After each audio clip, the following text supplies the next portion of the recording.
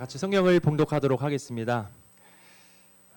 하나님께서 오늘 우리에게 주신 말씀은 호세아서 13장 1절에서 8절까지의 말씀입니다.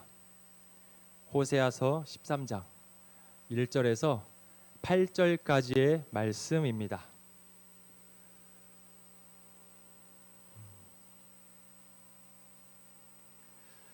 다 찾으셨으면 저 한 절, 여러분 한 절 이렇게 한 절씩 돌아가면서 교독하도록 하겠습니다. 저부터 읽도록 하겠습니다. 에브라임이 말을 하면 사람들이 떨었도다. 그가 이스라엘 중에서 자기를 높이더니 바알로 말미암아 범죄함으로 망하였거늘.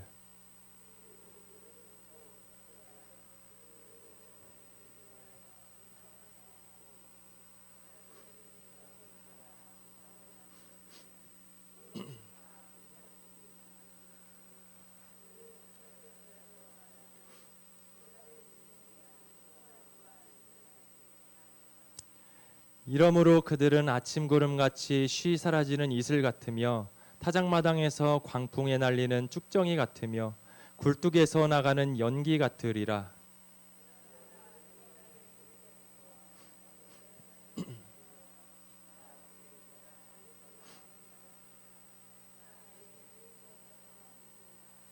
내가 광야 마른 땅에서 너를 알았거늘.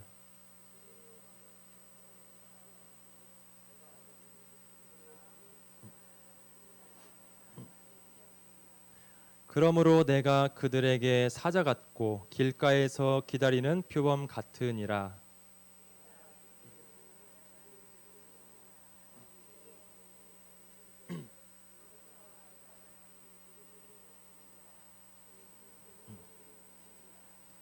아멘. 그들의 마음이 교만하여라는 제목으로 말씀을 전하도록 하겠습니다.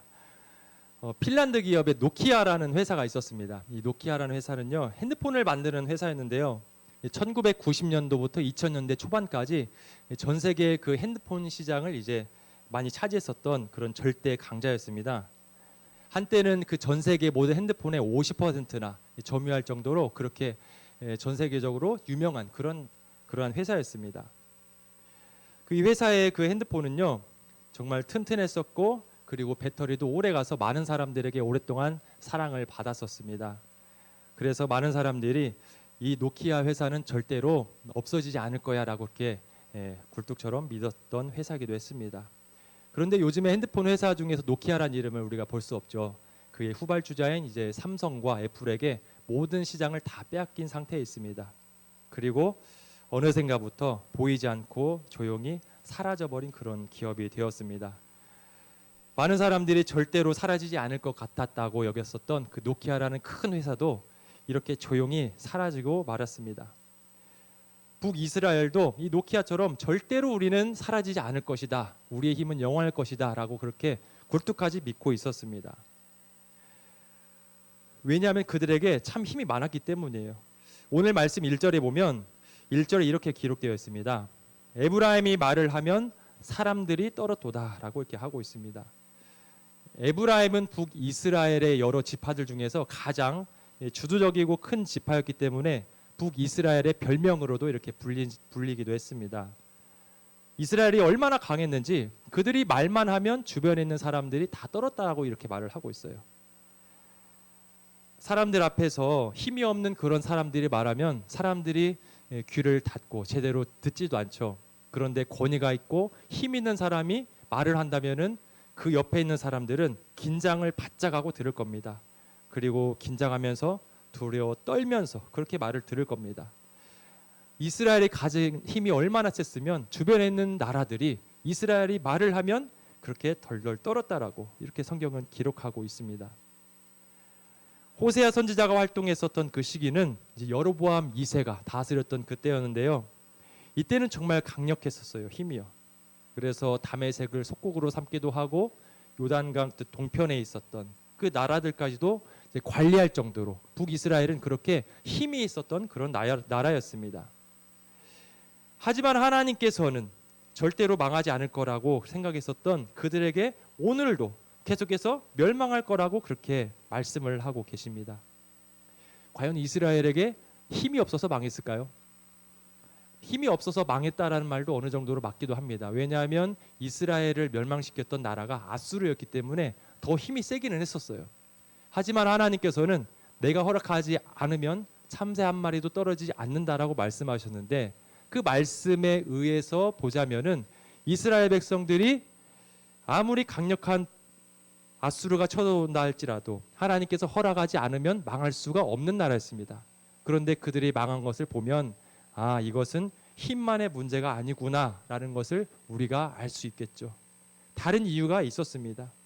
왜 하나님께서는 북이스라엘이 멸망하도록 허락을 해주셨을까요? 하나님께서 이스라엘이 멸망하도록 허락하신 이유는요, 하나님의 경고 앞에서도 계속해서 그들이 돌이키지 않았기 때문에 그렇습니다. 한두 번의 문제가 아니었어요. 이스라엘의 우상 문제의 모습은 하루 이틀의 문제가 아니었습니다. 출애굽한 때부터 계속해서 이어져 왔던 문제였습니다. 그래서 광야에서도 그랬고요, 가나안 땅에 입성하기 전에도 그랬고요, 가나안 땅에 들어가서도 그렇고요, 계속해서 하나님께서는 이스라엘에게 우상 숭배에 대한 문제를 지적을 하셨습니다.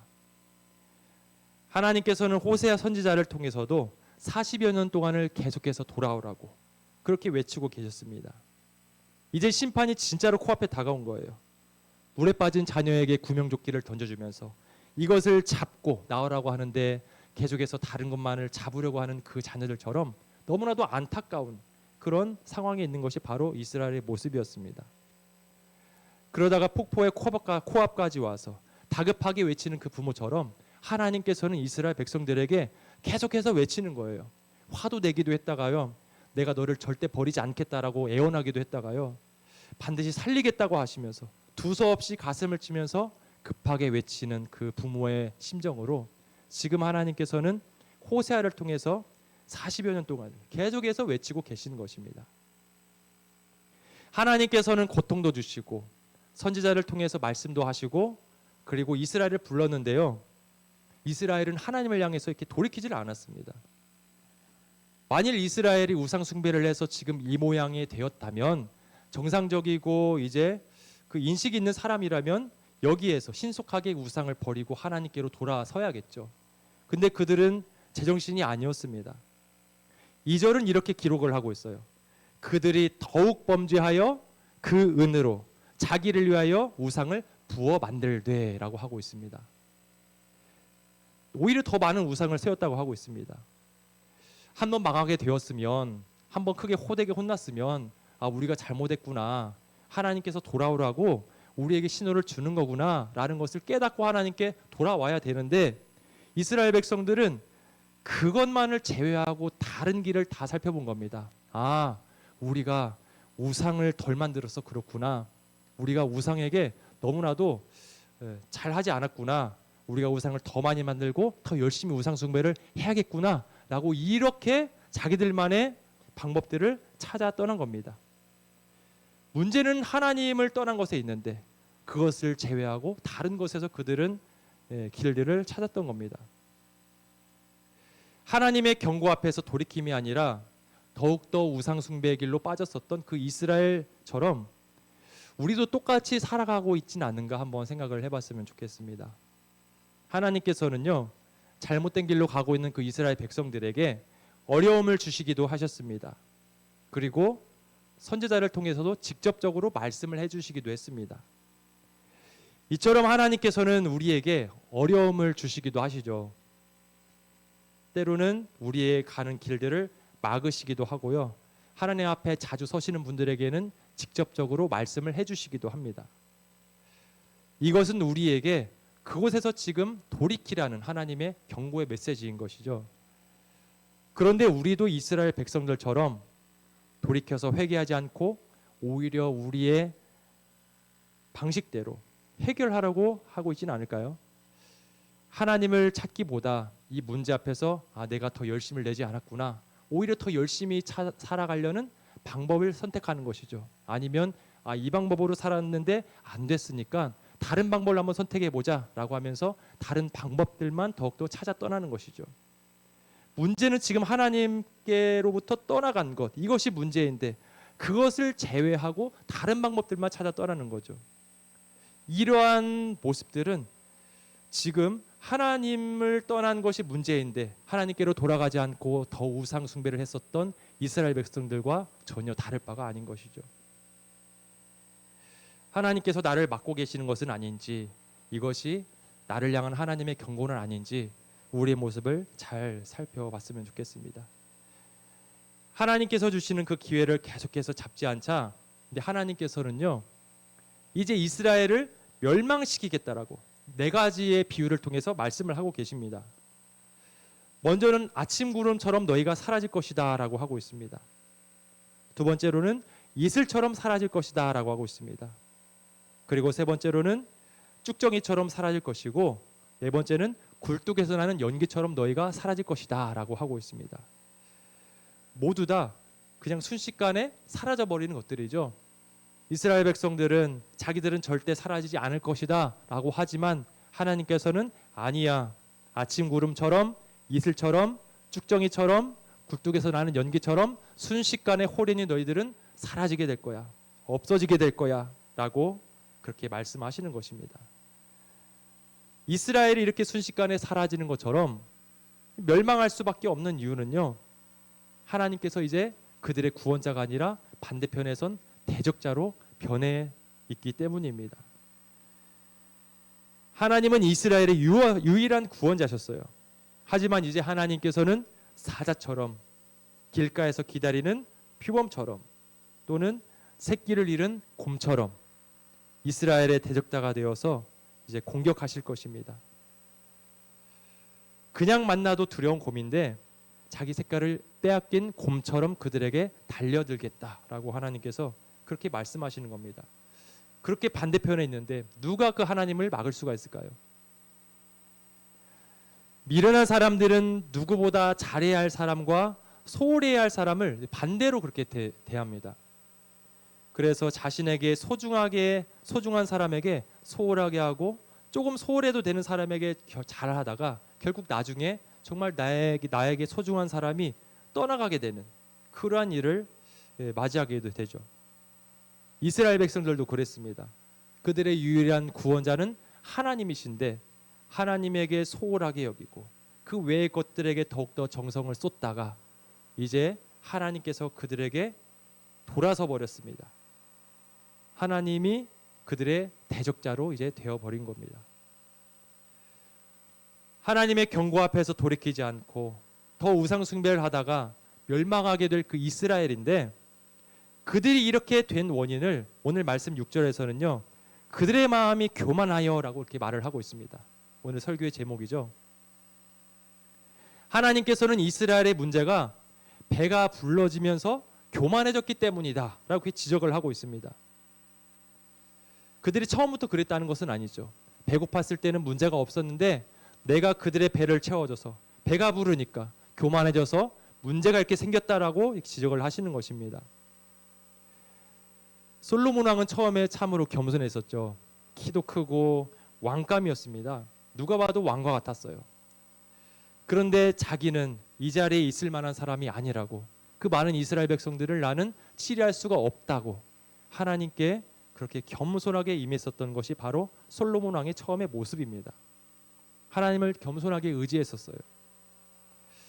그런데 하나님께서 그에게 지혜도 주시고 부도 주시고 모든 것을 주시면서 그들에게 채워주시자 이제 솔로몬 왕이 배가 부르기 시작했습니다. 그러니까 교만해져서 하나님을 더 이상 의지하지 않았습니다. 다른 나라들과 이렇게 화친을 맺는다고 하면서 이방 여인들을 아내로 삼고 그들이 섬기는 우상도 함께 섬기고, 처음에 배고팠을 때에 하나님께 두렸던 그 마음이 이제 사라지고 하나님께서 채워주셔서 배가 불러지니까 이제는 하나님이 아니라 다른 것을 향하는 그러한 교만한 사람이 되었습니다.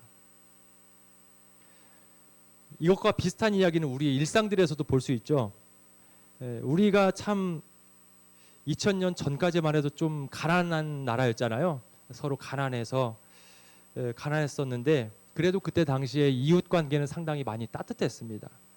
서로 힘들었지만 이제 먹을 것을 나눠주는 그런 정들도 있었고요. 일을 할 때도 품앗이라고 하죠. 남의 일 도와주면 그 다음날 우리 일 또 도와주고 서로 이렇게 도와주고 그랬었죠. 저도 그런 시골의 풍경에서 자랐는데 어느 날 지나가면서 아주머니께서 그렇게 말씀하시는 거예요. 고추 따먹었어요? 하는 거예요. 예, 마치 자기 것을 따먹은 것처럼 저희 집에게 먼저 따먹고 나서 이렇게 보고를 하는 겁니다. 그래도 나무라지 않을 정도로 가난했지만 힘들었지만 서로 간에 이러한 정들이 있었던, 따뜻했었던 그러한 우리 나라의 모습이었습니다. 그런데 그러한 우리나라가 그때와 비교할 수 없을 정도로 이제 많이 부해졌잖아요. 많이 부해졌는데 오히려 그런 따뜻한 정들이 더 사라지고 삭막해져 버린 것 같습니다. 위층에 아래층에 옆에 층에 누가 사는지도 모르고요. 서로 교류도 없고요. 나라는 부해졌지만 서로 간의 나눔도 도움도 이웃 간의 그런 교제들도 이제 사라져버린 그러한 모습이 되었습니다. 이제는 이웃사촌이 아니라 남남처럼 이렇게 살아가고 있습니다. 교회 밖에서도 그렇고요. 그리고 우리 교회 안에서도 그렇죠. 지금보다 훨씬 적은 예산이었지만 그 소박한 그 예배당을 가지고 있었고 에어컨도 없는 그 선풍기 한 대로만 있었지만 차가운 나무바닥 풍금한 대로 반주했지만 모이는 것 자체가 너무나도 행복하고 기뻤었던 그러한 우리들의 신앙생활의 모습이었습니다. 그때에 비해서는 지금은 너무나도 많은 것을 갖추고 있었어요. 교회가 많이 배가 불러졌습니다. 하나님께서 많이 채워주셨어요. 그런데 오히려 이전보다 더 교회 안에서 시끌시끌하면서 문제들이 생기게 되죠.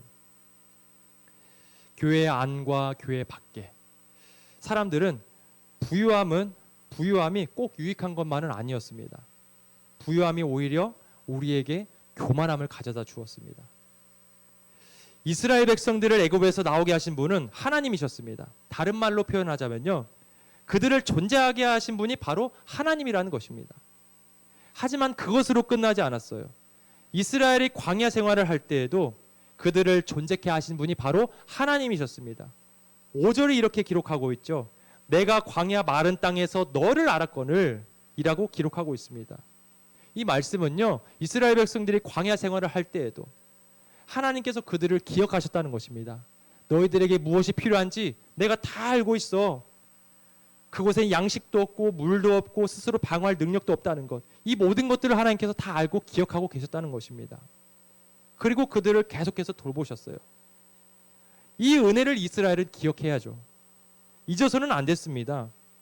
이스라엘이 힘들고 어려울 때 드렸던 그 기도를 하나님께서 들으시고 그들을 먹이시면서 입혀주시고 지금 이렇게 해주셨는데 이제는 그들이 부해지고 살만해지자 교만해져서 하나님을 잊었습니다. 이제는 하나님을 이전처럼 간절하게 찾지 않게 되었어요. 우리도 이와 같은 일들을 많이 경험합니다. 참 어려울 때 의지할 곳이 없어서 찾을 분이 하나님밖에 없어서 하나님을 간절하게 우리는 찾습니다. 하나님께 그렇게 간곡히 매달렸던 우리들인데요. 하나님께서 그 기도에 응답하셔서 문제를 해결해 주시고 또 많은 것들을 우리에게 채워주시고 그 형편들이 풀리게 되면 하나님께 감사하면서 더 열심히 섬겨야 되는데 그러지를 않죠. 채워주시기 전에는 분명히 하나님께 간절하게 나아가는데 채워주시면 바로 그 열정이 사라집니다. 하나님을 간절하게 찾지를 않습니다. 이것이 하나님께서 이스라엘을 먹여주시자 배가 불러서 마음이 교만해 하나님을 잊어버린 그러한 모습들과 똑같은 그러한 모습입니다. 한국교회의 성도님들이 한때는 너무나도 힘들어서 부유함과 풍요를 위해서 기도했을 때가 있었죠. 우리도 그럴 때가 있었습니다. 반드시 채워져야 할 때가 있었습니다. 하지만 이제는 많은 것들이 채워졌습니다. 채워진 상태에서 우리는 그 기도의 응답들이 이제는 오히려 독이 되어져 가고 있습니다. 풍요로워지니까 마음이 높아지고 교만해져서 하나님을 간절하게 찾지를 않습니다. 채워주신 그 부유함들이 교회와 나라를 병들게 만들고 있고요. 우리가 교만해져서 하나님을 잊어버리고 찾지 않도록 그렇게 만들었습니다. 채워주는 것만이 유일한 복이 아니라는 것이죠. 이제는 우리가 그러므로 무작정 복을 달라고 하나님께 기도하는 것이 아니라 아굴의 기도처럼 기도를 해보는 건 어떨까 생각을 해봅니다. 말씀을 한 구절 찾아보도록 하겠습니다. 잠언 30장 8절에서 9절 말씀입니다. 잠언 30장 8절에서 9절까지의 말씀입니다. 아굴의 기도인데요. 뭐라고 기도했는지 우리 다 같이 한 목소리로 읽어보도록 하겠습니다. 잠언 30장 8절에서 9절입니다. 다 같이 한 목소리로 읽도록 하겠습니다. 곧 헛된 것과 거짓말을 내게서 멀리 하옵시며 나를 가난하게도 마옵시고 부하게도 마옵시고 오직 필요한 양식으로 나를 먹이시옵소서. 혹 내가 배불러서 하나님을 모른다 여호와가 누구냐 할까 하오며 혹 내가 가난하여 도둑질하고 내 하나님의 이름을 욕되게 할까 두려워함이니이다. 아멘. 아굴은 이렇게 기도하고 있어요. 하나님께 가난하게도 하지 마시고 부하게도 하지 말아주세요 라고 기도를 합니다. 왜냐하면 너무나도 가난해서 힘들면 하나님을 욕할까 봐 두려운 것이고, 너무나도 배불러서 배부르게 하나님께서 채워주시면 하나님을 모른다고 하면서 하나님을 떠날까 봐 그게 두려웠던 것입니다. 이 기도에서 이 기도를 하는 아굴의 마음이 느껴지시나요? 부하고 가난하고 그것은 그에게 그렇게 크게 중요한 것이 아니었습니다. 가난해도 괜찮았습니다. 부해도 괜찮은 거예요. 단지 그가 염려하는 것은 하나님과의 관계였습니다. 하나님을 모른다고 하는 것, 이것이 그에게 가장 큰 관심사였습니다. 혹시나 하나님을 원망할까 봐, 혹시나 교만해져서 하나님을 모른다고 할까 봐, 하나님을 잊어버릴까 봐, 이것을 지금 그는 두려워하면서 이렇게 기도를 하고 있는 것입니다. 자신이 잘 되는 것보다 하나님을 잊지 않기 위해서 그는 이렇게 기도를 하고 있는 거예요. 수시로 변하는 자신의 마음에 따라서 하나님을 원망하고 떠날까 봐 염려하고 있는 것입니다. 이렇게 기도하며 이렇게 살아가는 사람이 복이 있는 사람인 것이죠. 우리 모두가 이렇게 아굴의 기도를 드리기를 원합니다.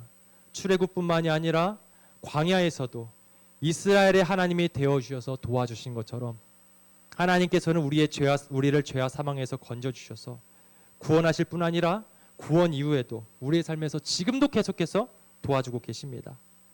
이 하나님의 은혜를 잃어버리지 않기를 원합니다. 풍요로움과 부유함 속에 취해서 지금까지 도우셨던 그 하나님의 은혜를 잊지 않기를 원합니다. 힘들 때는 힘든 대로 하나님을 의지하고 잘 될 때에는 잘된 대로 하나님께 감사하면서 이렇게 하나님을 의지하는 삶을 살아가는 저와 모든 성도들 되시기를 주님의 이름으로 축원합니다. 다 같이 우리 기도하도록 하겠습니다.